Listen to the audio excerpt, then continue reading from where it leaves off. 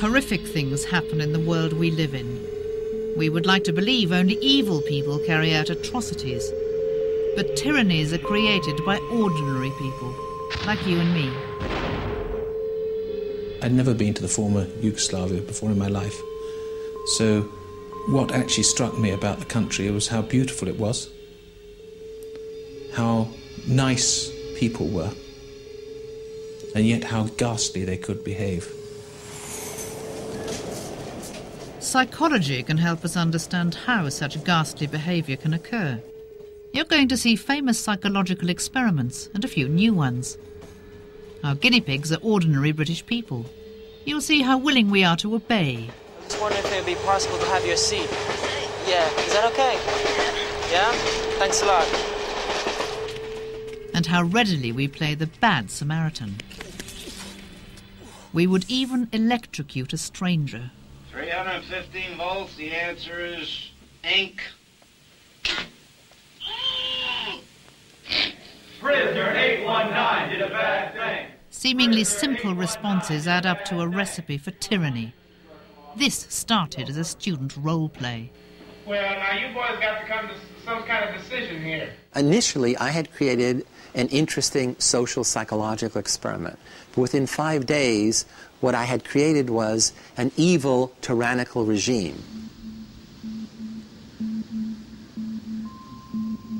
I'm going to take you on a journey which I know will shock you. It has me.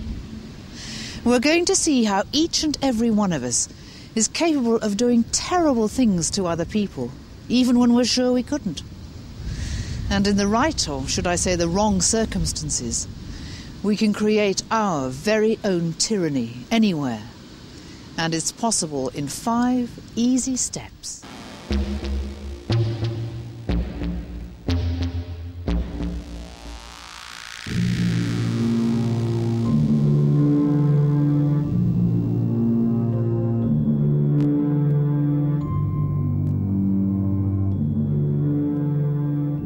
From childhood on, we create outgroups as opposed to our own in-group.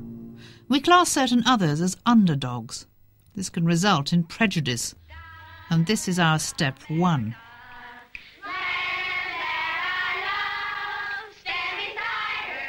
It's easy to create superior in-groups and inferior out-groups. Once group differences are established, in the wrong circumstances, a leader can exploit them for their own ends. Teacher Jane Elliott began her crusade to demonstrate the irrational nature of prejudice 30 years ago in Iowa, USA. The morning after Martin Luther King Jr. was killed, I was teaching 3rd grade in all-white, all-Christian Riceville, Iowa. There were no people of color in that town. Most of my children, in fact, all of my children, had never been in the presence of a person of color. And I didn't know how I could explain that death to my 3rd grade students. You think you know how that would feel to be judged by the color of your skin? Do you think you do? No, I don't think you'd know how that felt unless you had been through it, would you? No. I decided that the next morning I would do what we do in my society. I would pick out a group of people on the basis of a physical characteristic over which they have absolutely no control. It might be interesting to judge people today by the color of their eyes. Would you like to try this? Yeah! Sounds like fun, doesn't it? I mean, the blue-eyed people are the better people in this room. Oh, yes, they are. Blue-eyed people are smarter than brown-eyed people. Well, the brown-eyed people have to stay in. The brown-eyed people do not get to use the drinking fountain. You'll have to use the paper cups. You brown-eyed people are not to play with the blue-eyed people on the playground, because you are not as good as blue-eyed people. The reaction from the students was immediate and intense. Brown-eyed people were immediately angry, confused, shocked, saddened, withdrawn, and blue-eyed people were immediately delighted, arrogant, superior, condescending, vicious little 3rd graders, and they had been excellent friends, absolutely fast friends the previous day. What happened, John? Russell called me names and I hit him in the gut. What did he call you? Brown eyes. Well, he did. What's wrong with being called brown eyes? It means that we're stupider. Well, not that. Oh, that's just the same way as other people call black people niggers. I was utterly astounded at how quickly my third graders knew how to play the game. What are you crying about? Sorry.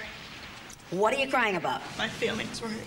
More than 30 years on, the exercise provokes the same passions, even in adults. Should I feel sorry for her? I don't expect you to. Should I feel sorry for her? We live in a society in which people are allowed to treat those who are different in an ugly way because of their differentness. I cannot shed tears for a young white female in this exercise who knows that this is an exercise, who knows that it's temporary, who knows that she's getting a college credit, 1 hour of credit for being here. What her study shows is a way in which tyrannical leaders can create artificial differences between people and then superimpose on those minimal differences values of inferiority and superiority, dominance and powerlessness. And then we are on the path to tyranny.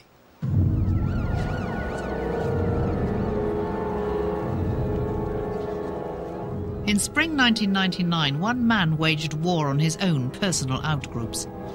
And it happened on our own doorstep. David Copeland bombed black and Asian communities, then targeted the heart of the gay community in London's Soho.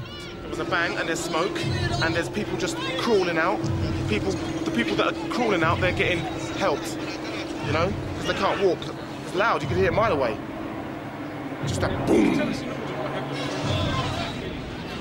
3 people died. More than 70 were horribly wounded. Today, the Admiral Duncan pub is fully restored, but other wounds are harder to heal within the gay community. People come in either to target the area because they know it's gay and gay-friendly, or because they're ignorant and they presume they can take their prejudices and their homophobia wherever they are, and especially if they're a little drunk, it'll come out all the more easily. Discrimination doesn't have to be obvious, which is probably better if it's obvious.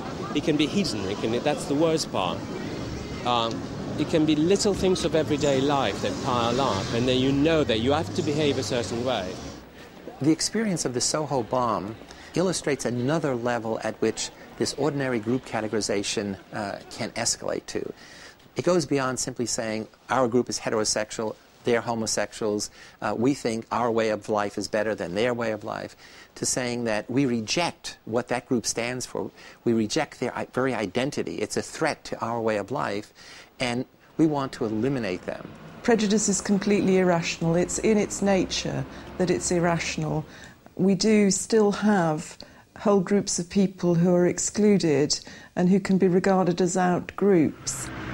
Large numbers of homeless people, people begging on the streets, disabled people, people with mental illness, people with physical disabilities suffer terrible discrimination.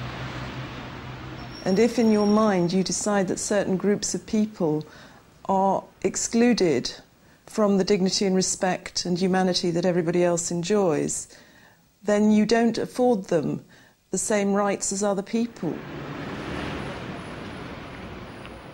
We all harbour prejudices. Unknowingly, we may each be taking the first step to tyranny every day.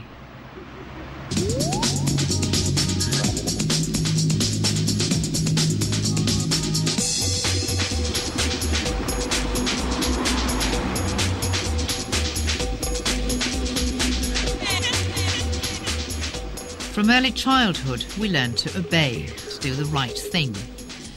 We assume it's for our own safety and the well-being of society at large. Even so, we'd like to believe that we wouldn't obey just any order. Do you always do what you're asked? No. Do you always do as you're asked? Not always. Not always. Do you always do what you're told? No. Do you always obey orders? No.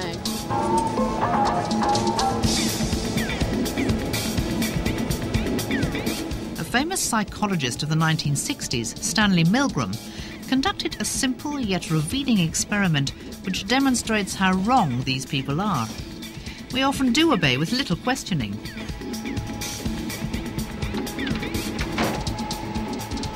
We set out to repeat Milgram's experiment using secret cameras.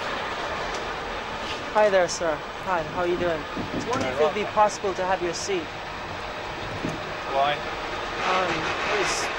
Would you mind? Would that be okay? Why do you want to? Would you not want to give me a seat?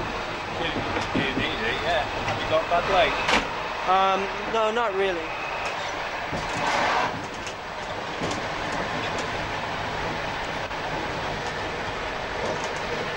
Thank you very much. It's very kind of you. Okay.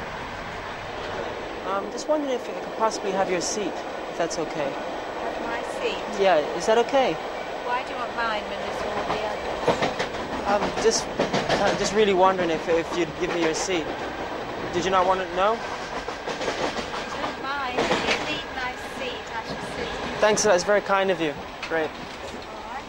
It's evident that every society needs the majority of people to follow the rules, to be compliant, to be obedient, to respect authority. I mean, that's the glue that holds all of these individuals together. The problem is, where are the boundaries to that obedience?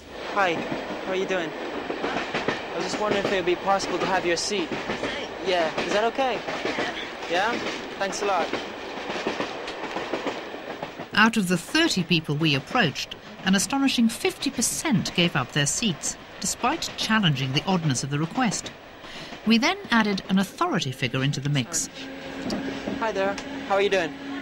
Just wondering if I could have your seat, if that's okay. Thank you very much, it's very kind of you.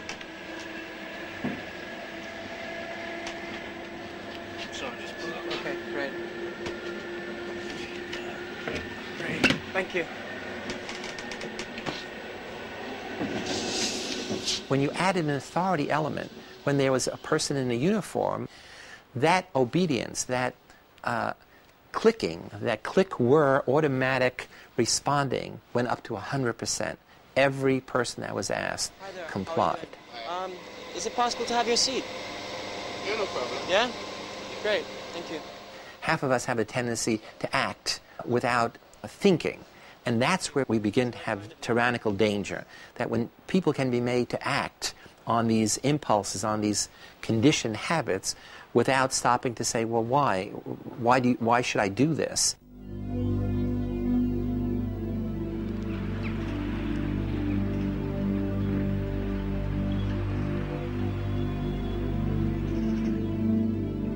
All over the world, there are examples of blind obedience leading to human rights abuses.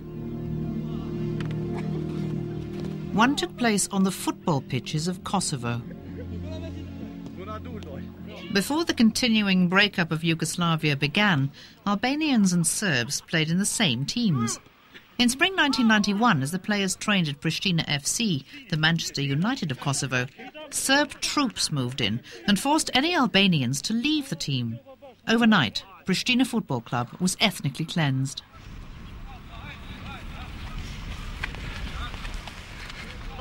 One of their top players, Afrim Tovalani, was 24. His future as a professional footballer was still ahead. The orders from Belgrade drove Afrim and his colleagues into the hills, where they were forced to play in secret. We decided to play after 3 days one secret match in a village near Pristina, but the police found out and came to break up the match. They threatened us and demanded, while we were still playing and while we were still organizing matches. What particularly shocked Afrim was how the segregation was handled. The behavior of the Serb police was very brutal. These people weren't acting like police, but like savages. I couldn't imagine how people could behave like this to each other.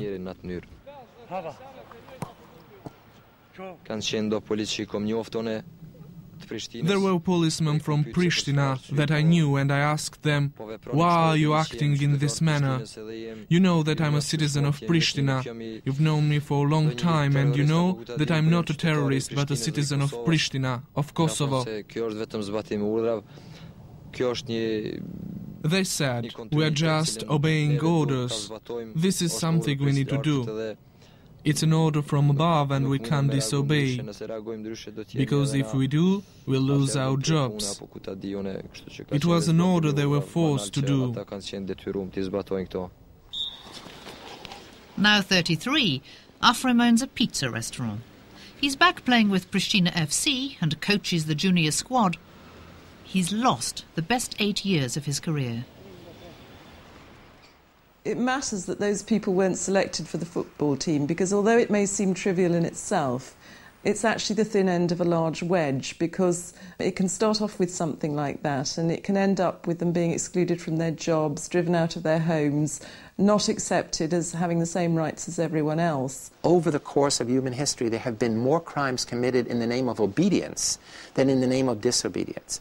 So it is not the disobedience, not the rebel, it's not the unusual kind of deviant person who is the threat to this society. The real threat to all societies are the mindlessly, blindlessly obedient people who follow any authority.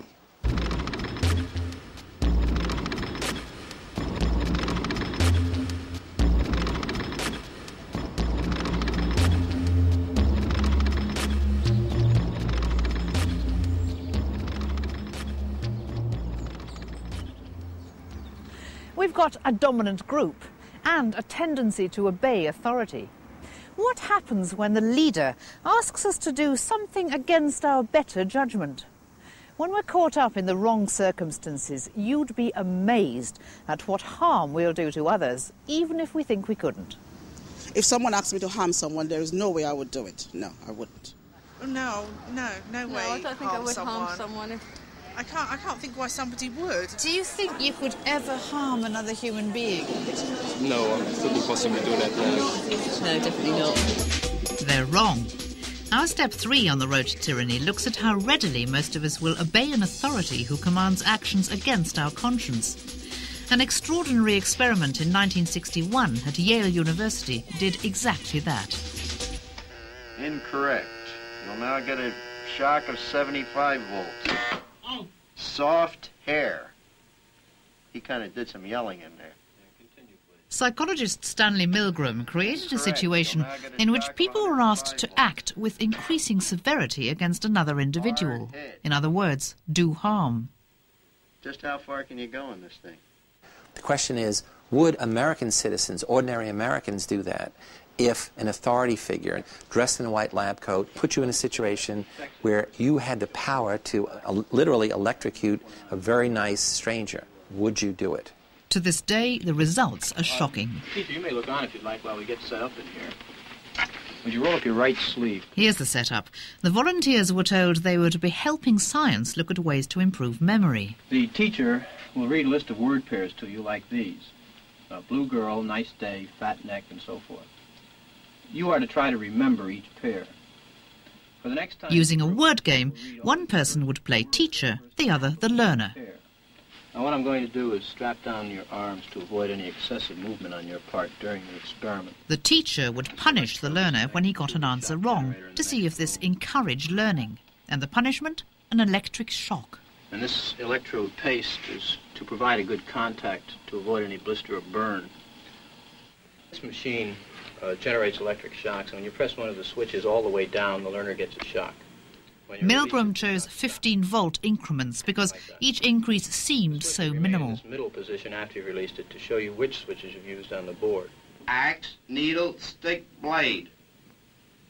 Answer, please. Wrong. I'm up to 180 volts. Please continue, teacher. Needle, you're going to get a shock. 180 volts.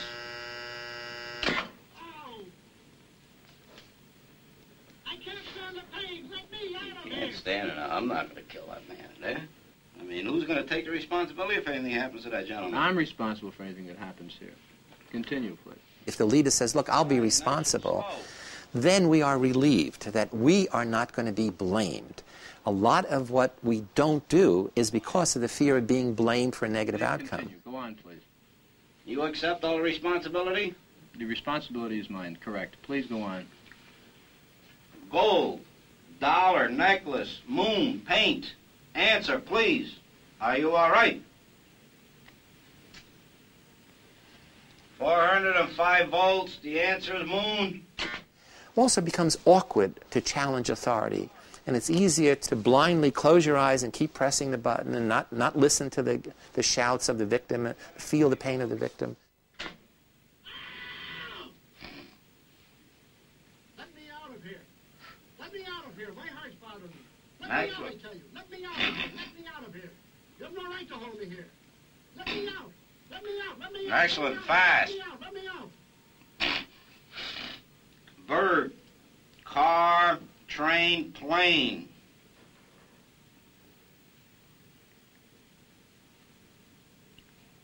Go on, please, with the procedure. Please answer. 450 volts. That's it. Now continue using the last switch on the board, please. The 450 switch for each wrong answer. Continue, please. I'm not getting no answer. Please continue. The next word is white. But you think you should look in on him, please? Not once we've started the But experiment. what if something's happened to the man, had an attack or something there? The experiment requires that we continue. Go on, please. Don't the man's health mean anything? Whether the learner likes it or not, we But must... he might be dead in there. What we see illustrated here is a number of the variables that are involved in transforming ordinary good citizens into perpetrators of evil, into people who blindly follow fascist, tyrannical leaders. So you need an ideology, a belief system that makes everything seem to make sense. In his case, it's we want to help people, we want to improve learning, we want to improve their memory. So all fascists start with some ideology. We're doing God's work, we're saving our country for freedom, for democracy, whatever it is.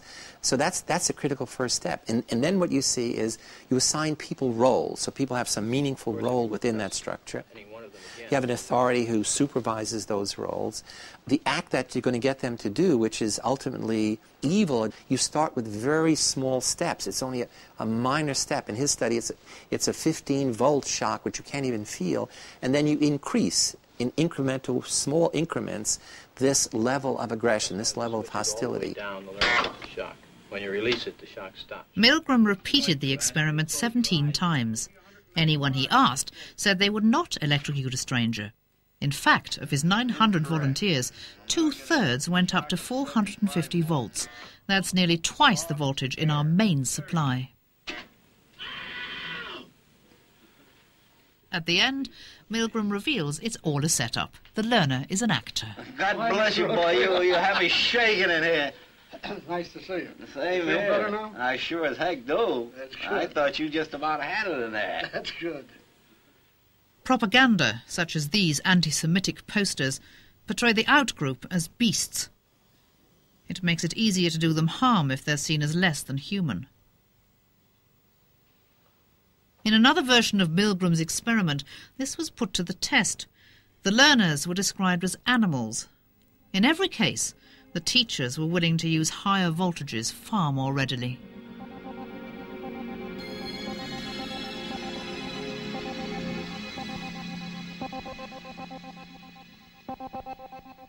We know the horrific end that was the genocide in Rwanda. But at this step, we focus on the role that dehumanizing propaganda played in inciting this tragedy. Rwanda is one of the poorest nations in Africa. The people are members of tribes, and there are two main ones, the ruling Hutus and the minority Tutsis. They have a long history of rivalry. People live off the land with an economy dependent on the coffee price. They were almost untouched by the Western media until the early 1990s, when along came a new, exciting radio station, Radio Libre de Mille Collines, that grabbed the nation's attention. It was a jokey, modern, Western-style, funny radio station. It played popular music, it had audience participation, it told jokes, sometimes outrageous jokes. It had a huge audience all of a sudden.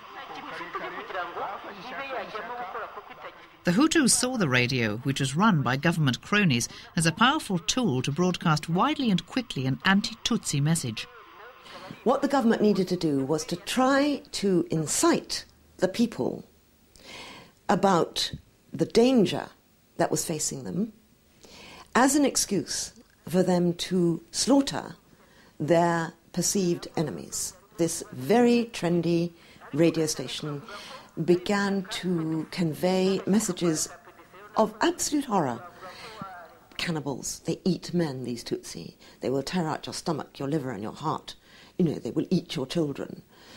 I think that fear must translate itself eventually into a form of release which can be a very, very, very violent release.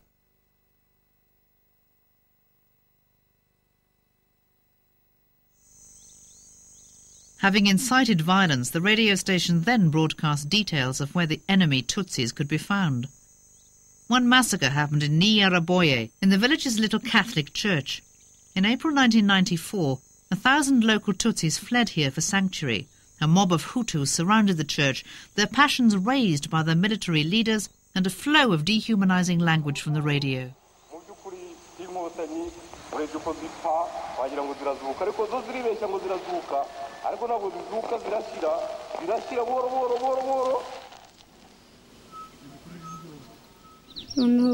Their leader said Hutus should come out of the crowd. Some people were desperate and lied. They were shot dead straight away. Then their leader said we were snakes and they should smash our heads. That was when they started to cut people up.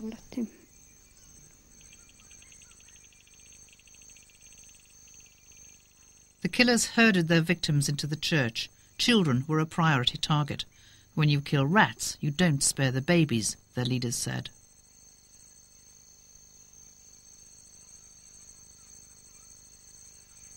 We were pretending to be dead. They took stones and smashed the heads of the bodies. They took little children and smashed their heads together. When they found someone breathing, they pulled them out and finished them off.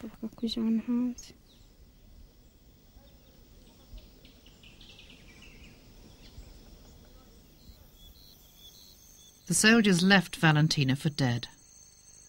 One of the butchers of Nyaraboye, Denis Bagaruka, claims to have been encouraged by the dehumanizing language he heard on the radio. We heard the radio telling us to be strong and to cut down the tall trees.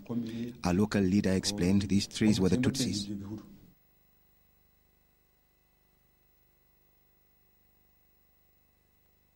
We were listening to the radio, and because of that and what the soldiers were urging, we started to kill our neighbors.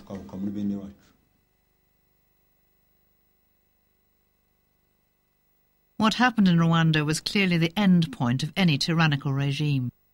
But it was driven by our step 3, dehumanization of the enemy. 800,000 Tutsis and moderate Hutus were murdered during the 1994 genocide. The Hutus responded to the propaganda, just as the psychologists could have predicted.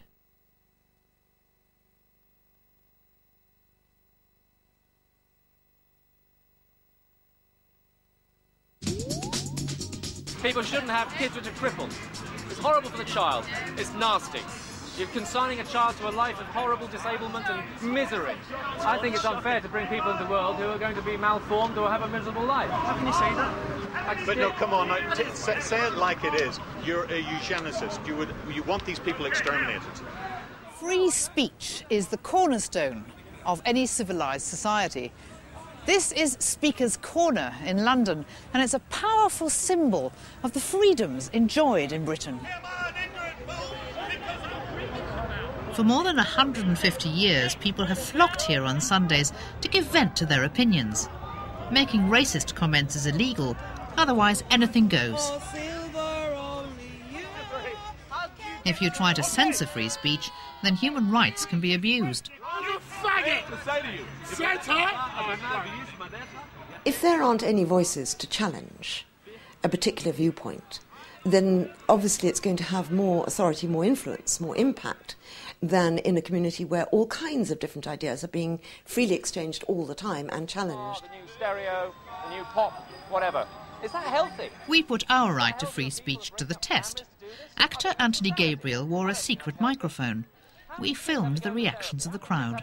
How many families are broken up? I think people with disabilities, if they can find out before they're born, they shouldn't be there. They should be terminated. No, you said earlier on you weren't in favour of that. So now you have got a hidden agenda here. I asked you whether you were in favour of eugenics, and you said no. Now you're saying you want disabled people terminated. So let us have your true agenda here. Considered to be disabilities. Is homosexuality a disability in your mind? Sickness. It's a sickness. He's skidding around the issues.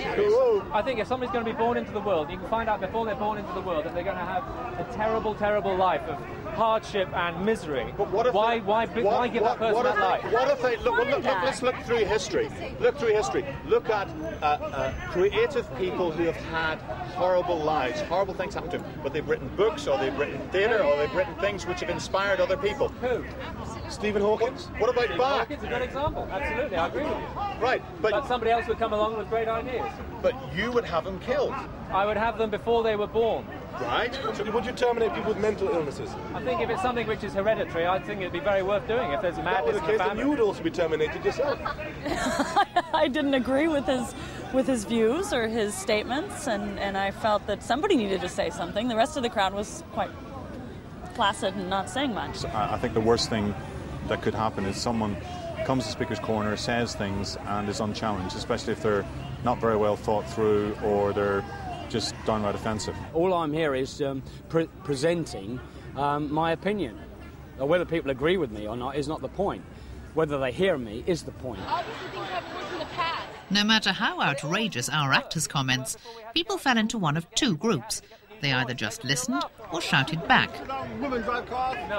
In social psychology, they're known as the bystander and the dissenter, and that is step 4. Free speech is extremely important, and the freedom of expression is important precisely because it's important to be able to dissent from regimes that are tyrannous or anti-democratic. That, again, takes us back rather to the idea of how wars and brutality and gross criminal abuse of human rights occurs. It only occurs, it seems to me, within the context of relative silence. Suppression of all rebellion, suppression of all dissenting opinions is the hallmark of tyranny. That is, it is not to allow any opposition, not to allow any alternative perspective on the illusion that they have created.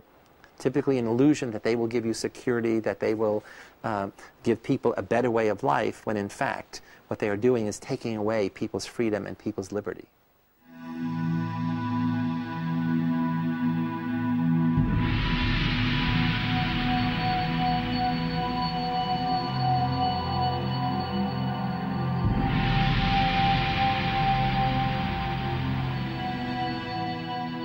A tyrannous regime suppresses the dissenter, as seen here in Burma. For decades, this former British colony has been run by an army-controlled socialist regime that isolated the country, wrecked its economy, and repressed its ethnically diverse people. Now children are used as slave labour as the country tries to rebuild its shattered infrastructure.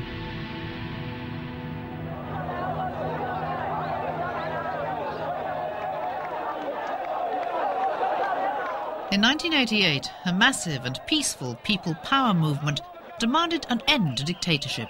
A new junta seized power. It quelled freedom of expression and the democracy movement.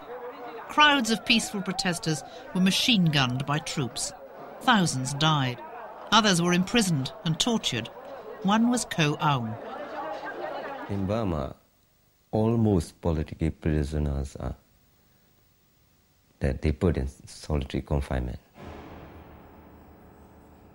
They put in that leg iron horizontally between two legs, two angles, and chains was attached, and then you can walk, carry that. And that iron rock was at 80 inches long, and when you walk, really hard. and they get that sort of iron lock at least 1 month, minimum 1 month and maximum 6 months.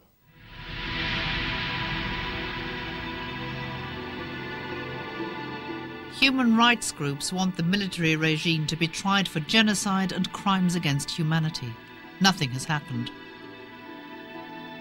My opinion is that British government and Indonesian community, they didn't do enough for our struggle in Burma. And they know what's terribly going on in Burma. They knew it.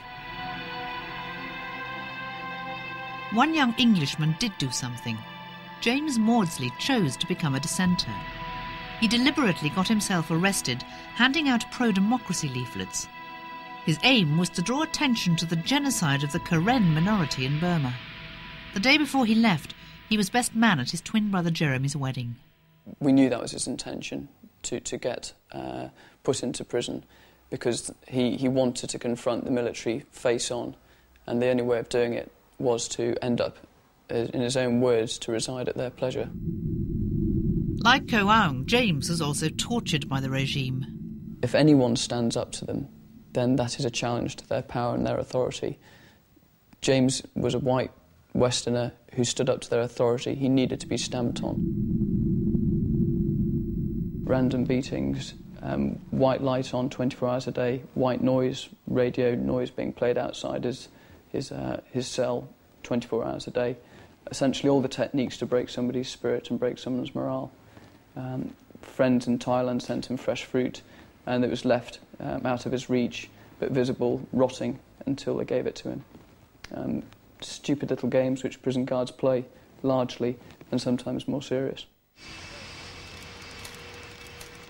A campaign in Britain secured James' release. This was the positive result of a group action. And that's why malevolent leaders fear and quash group power. But if enough people say, no, this is wrong, then we can bring that regime, which is a totalitarian regime, we can bring it into line by humanitarian standards before too many of the local population have their fingers burned so heavily that they lose their fight.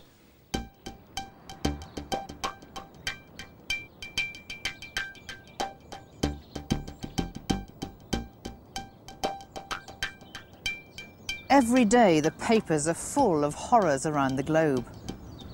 And what do the majority of us do? Nothing.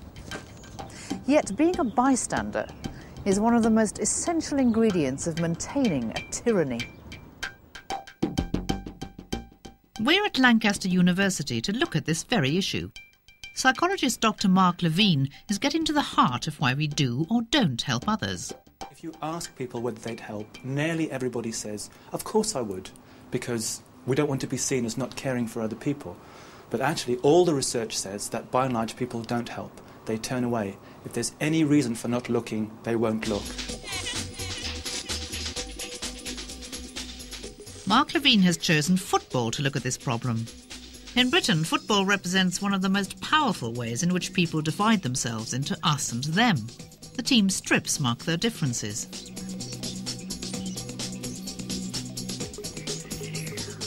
He's used these strong allegiances to see how the tribal instinct can affect our ability to help or to turn a blind eye to others in need.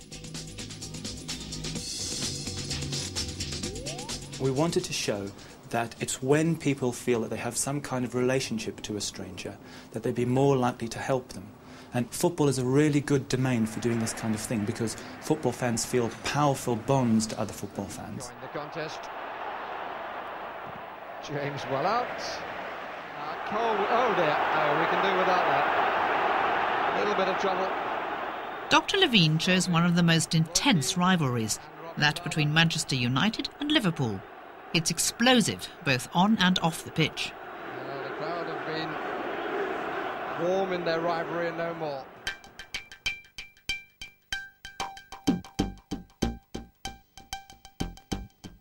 We took 4 secret cameras and a stuntman to the Lancaster campus to catch on film whether people will help a stranger in distress. all the unsuspecting test subjects will be Manchester United fans. The stuntman will fall in their path wearing either a Manchester United or a Liverpool strip. When will the fans play the Good Samaritan?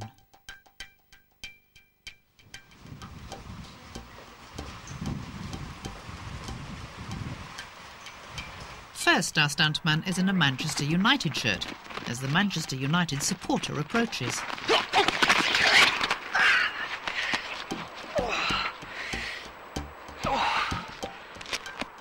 A positive result. Even though it's raining, she helps her fellow fan into the building. Next, we try the Liverpool strip. This Manchester United fan sees the fall, but sprints inside. Here we go. It's wearing a suit, looks very smart, carrying the questionnaire. Back now in the Manchester shirt, our stuntman falls in front of another United supporter. Oh, cheers. Oh, you want to stand on your left? Yeah, I'll just... Another positive result. The common bond overcomes any embarrassment or inconvenience.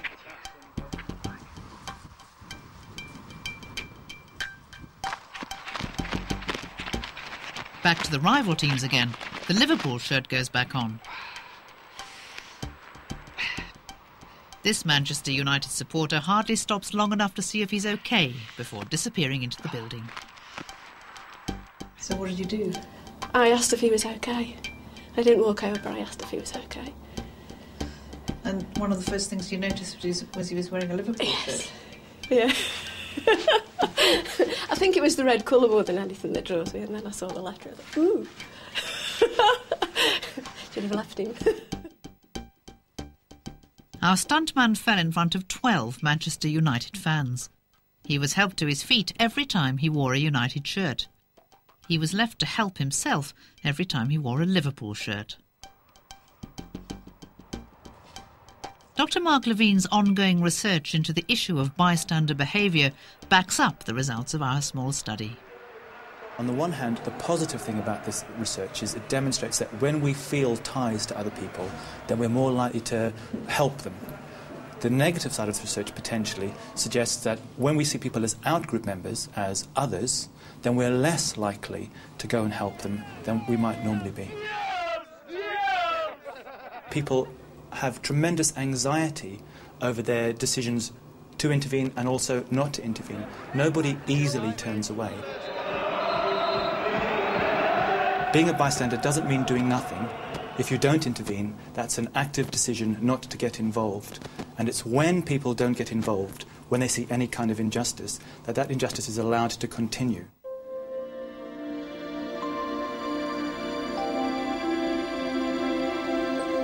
This bystander behaviour is paralleled in society at large. We can extract one example from a complex situation with the distinctive rival groups of Arab and Jew.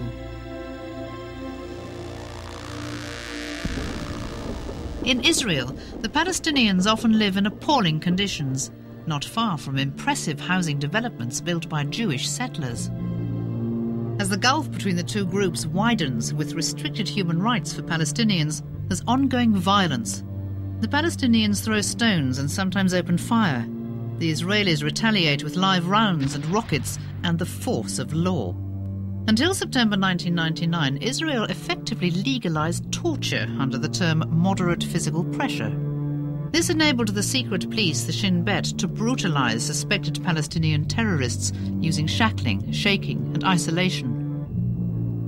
A liberal middle-class nation stood by and tolerated this behavior for years. Even before the introduction of moderate physical pressure in 1987, Palestinians like Bassem Erjamal were arrested and ill-treated for suspected involvement with the PLO.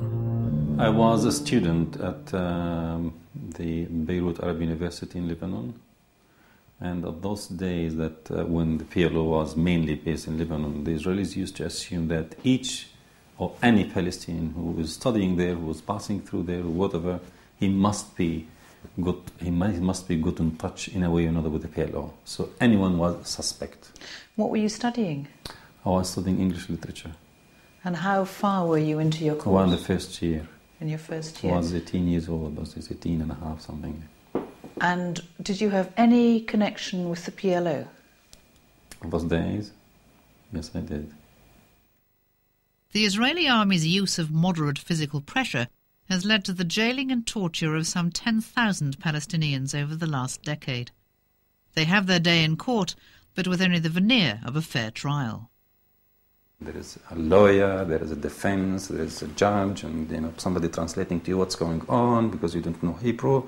And sometimes they allow to a certain extent, in certain cases, in very, very certain cases, to the priest to be there or to this Red Cross to be there. But there is no justice. What sentence were you given?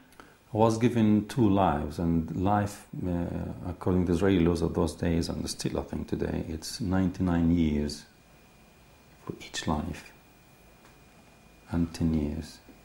There are 2 lives and 10 years, if you add them, 208. The Palestinians believe they have suffered grave injustice at the hands of the Israelis, who have long suffered anti-Semitism. It's one of the great ironies in Israel that the Israelis were people who originally came together out of a sense of common shared nationhood and identity because of the Holocaust they'd been subjected to, not just in Nazi Germany but in Europe generally, and that they should have come together but have done so at the expense, as it's perceived, of another people. And I think that illustrates the way in which human rights abuses may perpetuate themselves, and one abuse may create another abuse.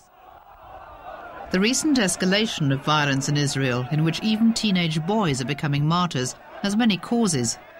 But it becomes easier to understand in part when it happens in a country that was prepared to legalise torture effectively, while most of the population stood by.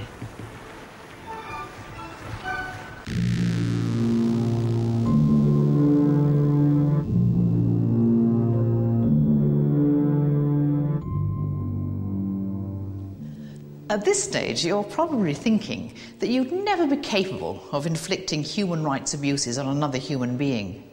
But you'd be wrong. The ability of ordinary people to do evil acts is a part of our psychology. This ability to do wrong was seen in a powerful experiment in 1971.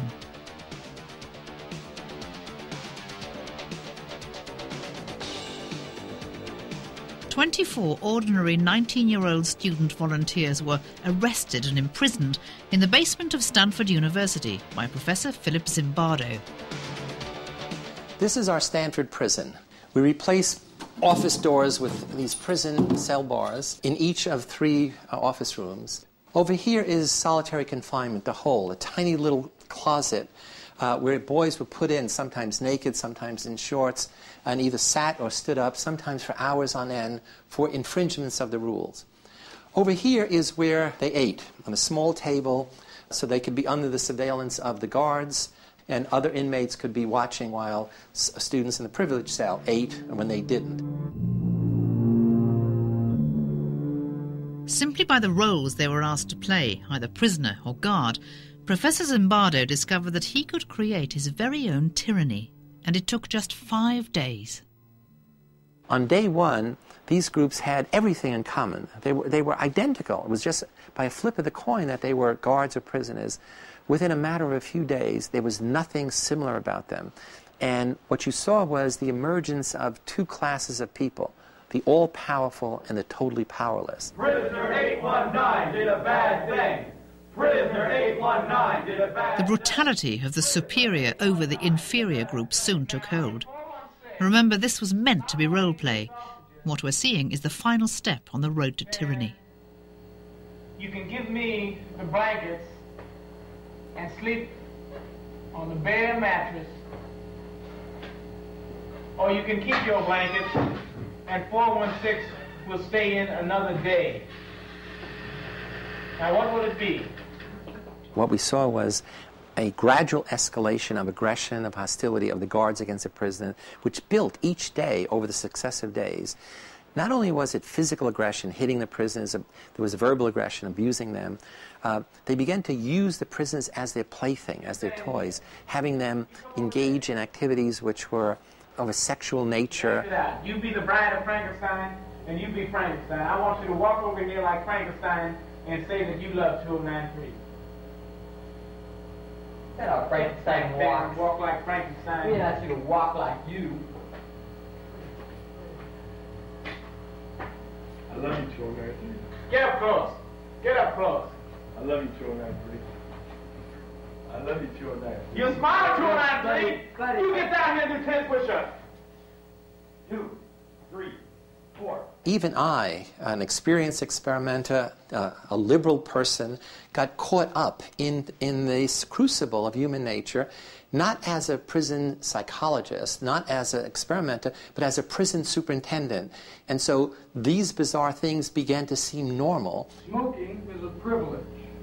Smoking is a privilege. What is smoking? A privilege. What? A privilege. The guards became increasingly sadistic, particularly at night when they thought the cameras were off. 5 days into a 14-day study, the experiment had to be stopped. It took an outsider to recognise the human rights abuses that were going on. The Stanford Prison Study is a microcosm of the development of a tyrannical regime. That we did it in just a week. Typically, tyrannical regimes might take longer, but you're talking just weeks or months, where essentially you're transforming a democracy. You're transforming people who care about one another, who have compassion, where right dominates over might. And you're changing all of those values. You're getting people to suspend their morality, to gradually begin to blindly obey authority, to comply with rules that don't fit their basic values or beliefs, and to begin to conform, to begin to behave as a unit, as the communists, as the Nazis, as the fascists, to take on this group identity, which then dominates all of their thinking. Thank you, 416. These are the behaviours that culminate in our step 5, extermination, or the terrible euphemism, ethnic cleansing.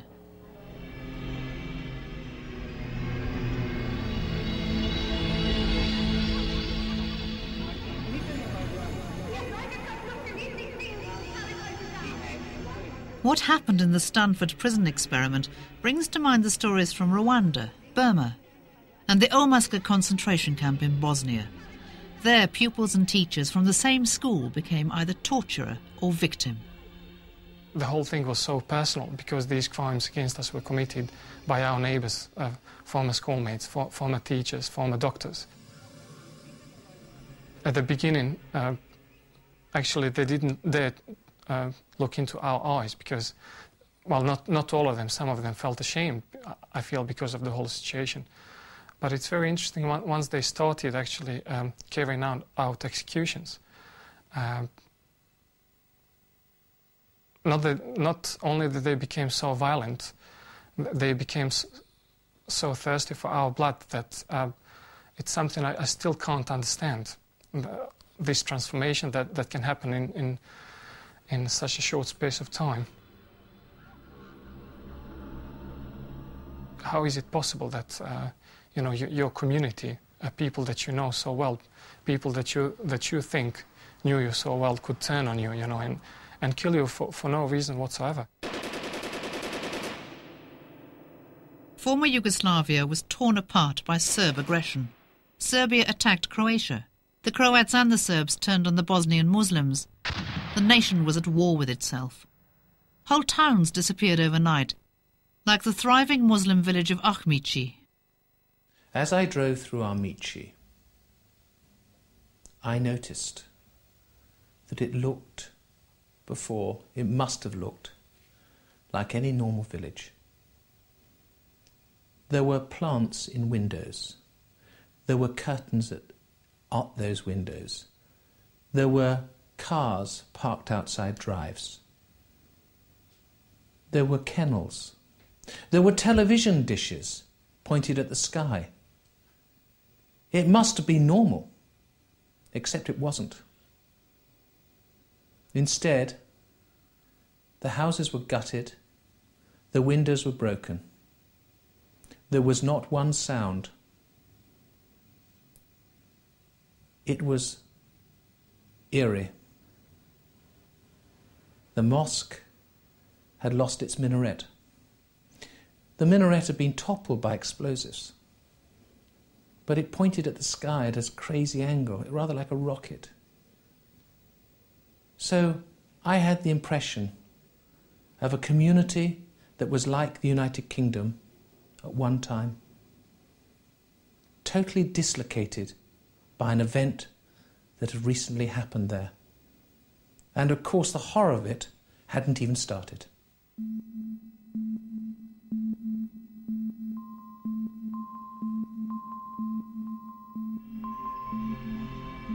We have got to find out what it is that makes normal people behave in such a foul way.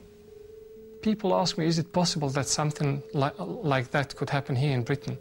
And I say, much faster than you can think.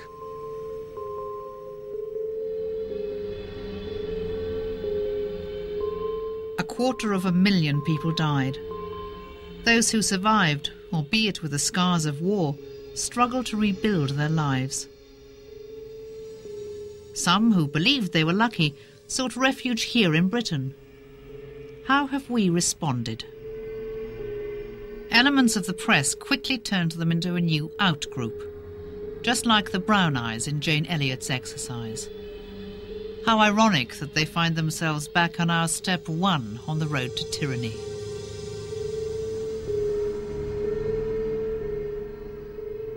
I believe that refugees are entitled to the same rights as everyone else, and in fact I think it's even more important that they should be afforded the same rights and dignity as other people, because so many of them have suffered persecution and torture in their own countries, and for them to come here and for the process of dehumanisation to be going on, I think is a terrible indictment of our society.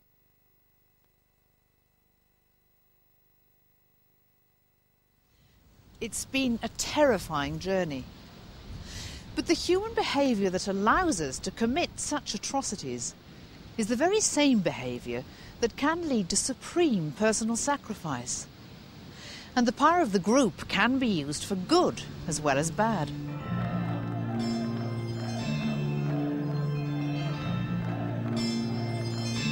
The recent events in Serbia could be interpreted as a step back from tyranny. What seems to have been a people's revolution has ousted the tyrannical regime of Milosevic. But it's still too early to know if the new democracy will last.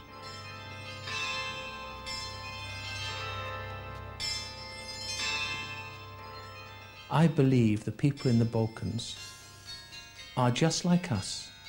Put the circumstances like there were in the Balkans at the time, I'm quite sure we would go down the same road. There is no country in the world where human rights abuses do not occur. There is no country in the world which can claim to have a completely clean record. And the best countries are those which open themselves up the most to scrutiny and allow people to express their dissent and their opposition to anything the government may be doing.